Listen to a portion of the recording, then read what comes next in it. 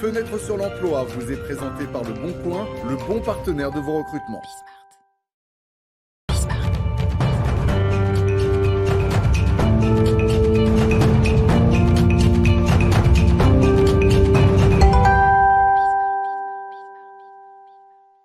Fenêtre sur l'emploi pour clôturer notre émission. On parle des jeunes, on a parlé des CV, on a parlé de l'idée que quand on allait dans un pays étranger, bien, on avait plus de choix. On en parle avec Julien Breuil, non pas des jeunes qui partent à l'étranger, mais du CV.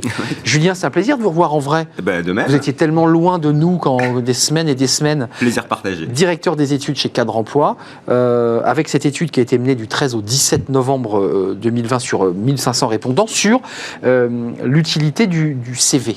Qu'est-ce qui en ressort de cette étude ? Il est décrié, mais enfin quoi ? Tout le monde le critique, mais enfin, il reste quand même l'outil incontournable, vous êtes d'accord ? Oui, c'était un peu l'objectif de cette étude, c'est-à-dire qu'en fait, il y a une petite musique qui arrive, qui dit qu'on n'a plus besoin du CV, qu'il est décrié, qu'aujourd'hui on peut être recruté d'autres manières. Bon, la réalité des faits, c'est que quand on a posé cette étude et qu'on a eu les premiers résultats, en fait, 89% nous disent qu'ils postulent à chaque fois sur chacune des offres avec un CV, et 93% nous disent qu'il est indispensable dans le cadre d'une candidature.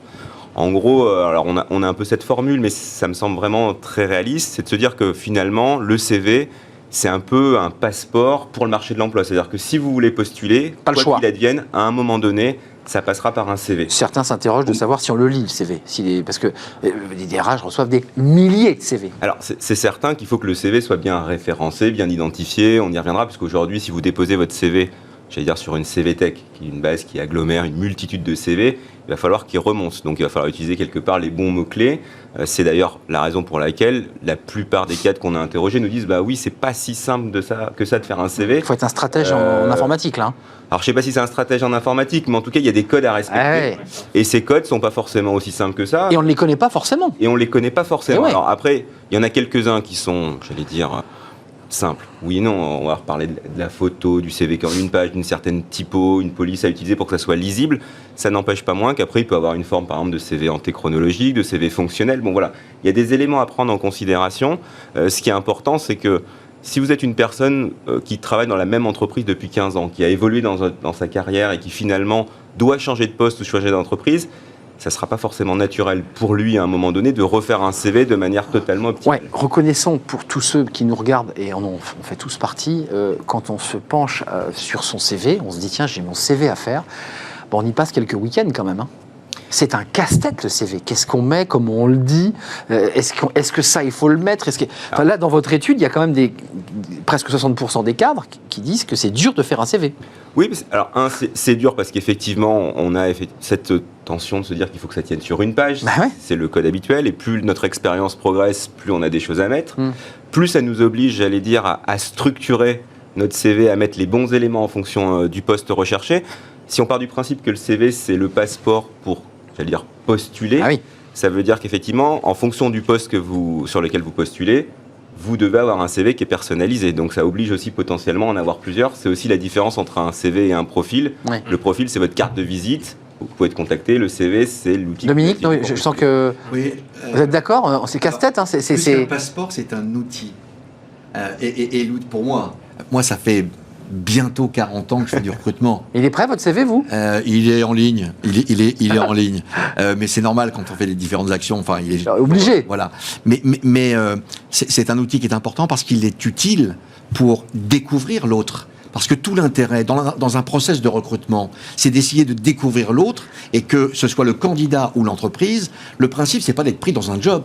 Le principe, c'est de savoir si on correspond et à l'entreprise, et si l'entreprise correspond à ce candidat également.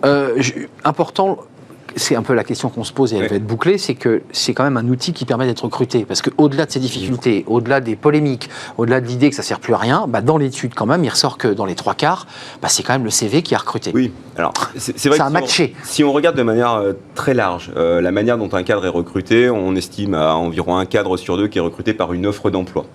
Donc ça, c'est un élément important. Le reste, c'est de la cooptation. La cooptation, ça peut être du réseau. J'englobe, on peut en rajouter encore un petit peu, peut-être 10 points sur l'usage des CV Tech. Mais la réalité des faits, c'est que si vous allez encore plus loin et que vous allez jusqu'à la démarche de l'entretien, vous apercevez que 73% des cadres qui ont passé un entretien ont vu le recruteur en face de lui avoir son propre CV. Et le candidat lui-même, lorsqu'il va à un entretien, amène quand même son CV, et il le dit encore à 85%. Donc, quelque part, c'est le point, je vais utiliser un terme un peu de matching entre le candidat et le recruteur, où ils vont pouvoir échanger, discuter et appréhender si finalement ils sont faits l'un pour l'autre. Enfin, en tout cas, par rapport à l'entreprise. 10 secondes, les soft skills, c'est essentiel parce que ça permet parfois d'arracher, de faire la différence avec un CV équivalent sur un même poste. Il y a une montée en puissance claire des soft skills lors des entretiens. C'est un des éléments que les cadres mettent en avant. C'est-à-dire qu'effectivement, dans un CV, c'est peut-être moins facile, moins aisé de mettre en avant ces soft skills, même si encore une fois... Je fais de la montagne, je fais du running, je fais du golf, tout ça, ça peut être des éléments aussi qui raccrochent. Des éléments, alors important, ce sont des éléments de différenciation, puisque en fait on ne recrute pas un clone, on essaie de recruter un profil qui va correspondre à une entreprise, à une culture et à un métier. Merci Julien de nous avoir éclairé sur le CV. Merci à vous. Merci d'être venu en vrai, c'est bien de voir nos invités. C'est très agréable. Tout à fait. Merci Julien Breuil, directeur des études chez Cadre Emploi. Merci à Patrick Brandmeier et merci à Dominique Restier de rester avec moi jusqu'au bout et jusqu'à la fin de l'émission. Merci à vous, merci à Fanny Griesmer, merci à Axel Poulou qui était notre réalisateur. Voilà, je l'ai cité et je le salue. Et puis on se retrouve demain, bien entendu, pour de nouvelles aventures, à la rencontre de nouveaux invités et un nouveau débat. Le cercle RH. D'ici là, portez-vous bien et puis je vous dis à demain. Bye bye.